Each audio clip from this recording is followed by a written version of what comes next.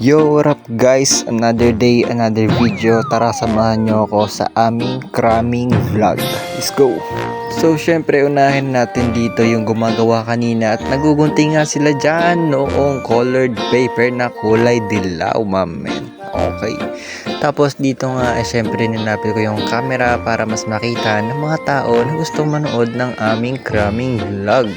At syempre lahat kami dyan tumutulong. Hindi ko lang na-videohan. Pero may susunod yan na video. Tignan nyo lang. Hintay lang kayo. Hintay lang.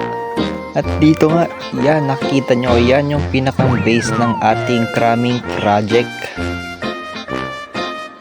At syempre, at promise, eto na yung video kanina no, mga nagugupit doon sa may lilim kanina sa may katabi ng kamyas. Dito nga ay nakita ko si Ate Melanie na humihigop noong pinagsasawsawan ni John Edward ng kanyang paintbrush. Tinanong ko kung ano lasa, sabi niya masarap naman daw. Kaya sabi ko okay lang yan sa... At dito nga ay nakita na namin yung prestong nawawala ng bigla na lang. Masisisi mo ba kung ayaw na talaga, kung ang pag-ibig mo tuluyang maglaho?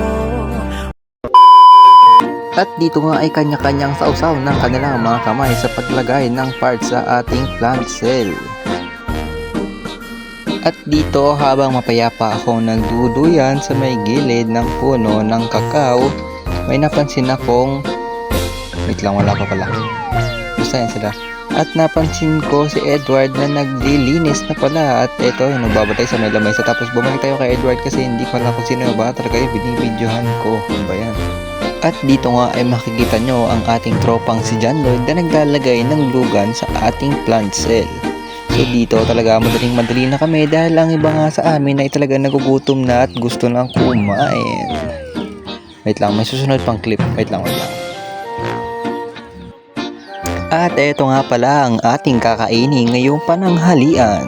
May taba, may saging, merong alimasag, may langka, tapos may kanin syempre. At eto nga yung nagbabantay sa ating kakainin. Yeah, tawa siya eh. Tapos bumalik tayo kay Christopher na seryoso nagugunting. At dito nga ay payapa kami naglalagay ng mga parts ng biglang. Ito nga pala yung inalis nyo sa list. Aray ko. At dito ay tinetesting ng ating tropang si John Lloyd kung solid ba talaga yung pagkakalagay. At sabi niya solid naman na, kaya pasado na yan sa... At dito nga ay sobrang malapit na talagang matapos yung kanina pa sinimulan kasi nga maaga kami tinanghali ng gising, kaya masyadong tanghali na din kami nagsimulang gumawa. Pero okay na din kasi malapit na din nga matapos at malapit na din kami kumain. At dito nga ay nagsimula ng magbigay ng mga plato ang ating tropang si Christopher dahil siya ay gutom na at gusto na niyang kumain at ayaw na lang niyang sabihin sa amin. Hi BJ, gusto mo?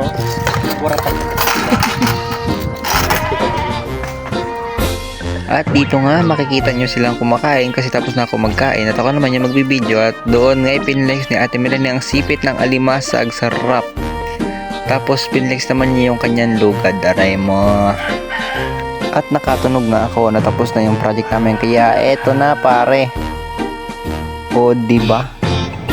Mas maganda pa kaysa doon sa ano, oo, yun sa ano. At dito syempre payapa na kami naglalakad papunta doon sa may Scilab kasi doon nga namin iiwan at success yung pagpapacheck namin kay Ma'am Charlene Nabia. Let's go.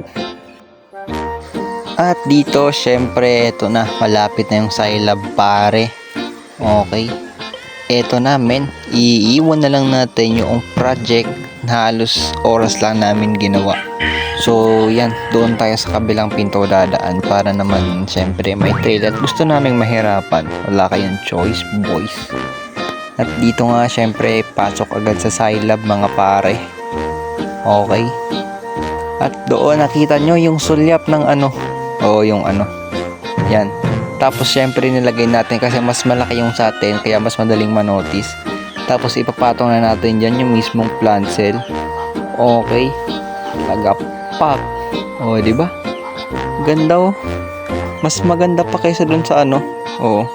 Yung ano. Okay, so dito nagtatapos yung ating cramming vlog.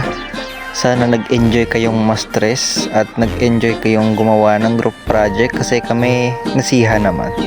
That's all. Peace out.